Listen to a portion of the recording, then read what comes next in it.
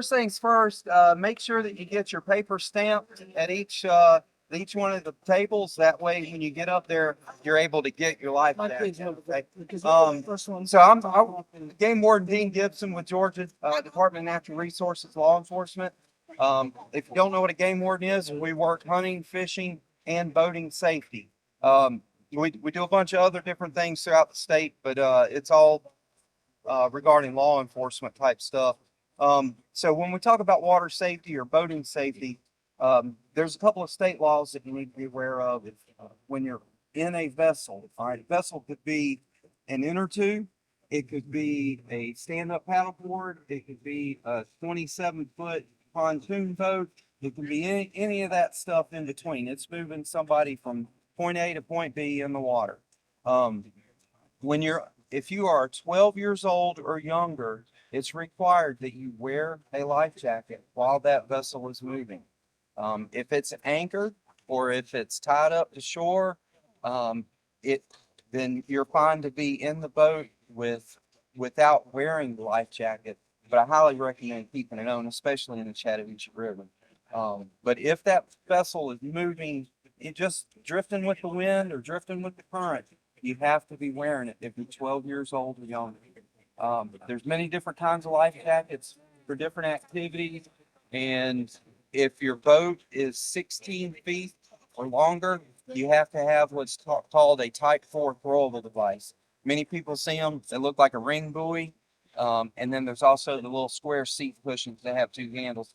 And that's so you can throw it out to somebody that's fallen out of the boat or slipped into the water. You can throw it to them. It's made to be able to throw, and they can grab a hold of it. It'll help keep them safe.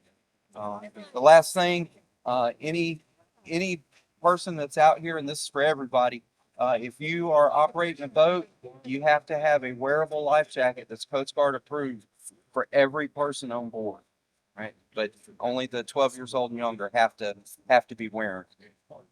Briefly, as a city of Columbus, we have two ordinances covered the Chattahoochee for what far as wearing the life vest. You have to have life vest in the Chattahoochee if you're in the water. From the North Highland Dam all the way to Trade Center, you have to have a life jacket. If you're in somewhere where rising water, when them sirens go off and go power to about a few minutes, the sirens go off. You're close to a rising water, you have a life jacket.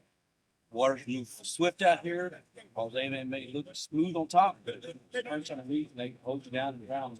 And we don't want no drowning. Okay? All right. Y'all head on over to the next place. Water about to flow is basically what it does. So our sirens, we have two sirens at every dam, and they flow simultaneously. That way, if one of them burns up, we have another one backing it up. So the second one backs up, we have a microphone there that has to listen to, it has to hear the sirens until it allows them to flow water. So this water is not like the big massive wave comes down, all of a sudden it's only kind of creeping up on you. So because we normally load one unit up, and the water comes up a little bit, then we load the second unit, it comes up. So it's a little gradual. So that's when people get in trouble, get out here on the rocks. The water comes up while they're out on the rocks quietly. You know, down the river walk right here, we have, well, the city of Columbus has sirens that detects a different flow. When we flow our dams, we blow our siren, but this detects flow coming down this way, so they have a different alarm.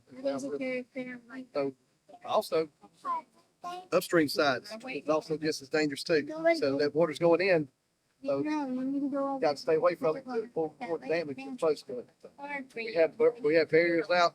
We also have signs all around like this right here to tell you. So probably all the time that you're just curious when you get inside to see what it looks like. So that's not something to be curious about. If somebody wants to do a tour and they'll see it on the inside, they can get with me and I can take you on a guided tour inside and show you everything. So you don't want to do it on your own. Got any questions about the dam? Anybody? Okay. We got just throw some numbers at y'all real quick. We got North Highland Dam, which is our first dam upriver right here. It's got 4 units on it. We got 3 big units. They run 4,000 CFS per unit. That's 4,000 cubic feet per second, which translates to 30,000 gallons per second comes through that dam. That's 3 units that do that each. You got a 4th unit. It runs about 850 CFS. And I think that's around 4,000 something gallons of water per second. Other than the one you just mentioned. You friend with Jay, with Jay around the Parkway, how many goes across the river? If you look upriver, that's Oliver Dam. If you look downriver, that's North Highland Dam. Oh. You can't really see North Highland Dam. You can see where the water breaks over the spillway. You can see the crane. But all of it, man, to see all the big floodgates in there, right? And we're trying to get the right number. 500 gallons per second. When those gates is open, it's 7,500 gallons, 7 cubic feet per second, which is 56,000 and something gallons per second. Goes through each of those gates right there. That's a lot of water moving.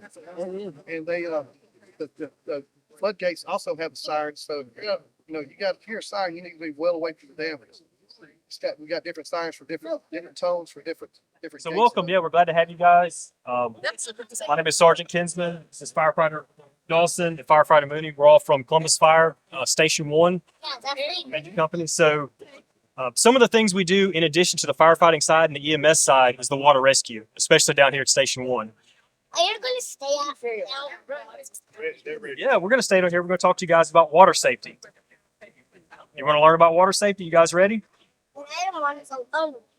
So yeah, in addition to the firefighting side of it and the medical side of it, we respond. We're all water safety trained. We do swift water rescue as well as dive rescue.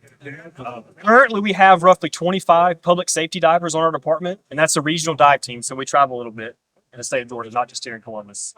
We also have roughly 48 swift water techs that respond down here, and almost all of the calls are going to be down in this area, about where Whitewater Express runs. So, and we respond quite a bit. Right now, we're averaging like 20 to 30 legitimate swift water calls, or water rescue calls, which is a lot.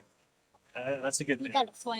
Yeah, 20 to 30, which is a lot. Those are legit. We respond more than that, but 20 to 30 are actually real calls where people are stressed. So anyways, that's kind of a little bit what we do. We have 4 boats that we use. We have 1 raft that we use and 2 jet skis to respond. These are the 2 jet skis. These are brand new. We'll use in certain parts of the water if we can access them. This is a truck that we use to pull them. We also have a Polaris that we use to access the river walk, and we can get down there. Kind of out, we've got some dive gear. The kids are welcome to kind of look at it, put their hands on it. So this will be the gear that we typically put in if someone's underwater and we have to get to them. And as far as like water safety, what do you guys know? Can you tell me something? Can you tell me something about water safety? That's right. You have to wear a life jacket. And more importantly, down here in this type of water, and I'm not sure if Georgia Power, if they went over, but from the North Highland Dam down to about the Trade Center, that's actually city code, city ordinance.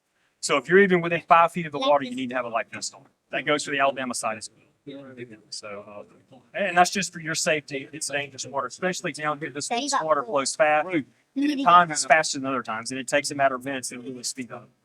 So you might be in the water waiting, and then 30 minutes later, if they open dams, you can't get back out to safety, or you can't wait, or you'll be trapped. So we get a lot of calls like that. People are out waiting in the water, the dams open up, the water rises really fast, and then you're stuck out there, and it's a problem. It's super dangerous. So yeah, that's the biggest thing. If you're anywhere down in this area, you need to have a life vest on. Anyone have any other water safety?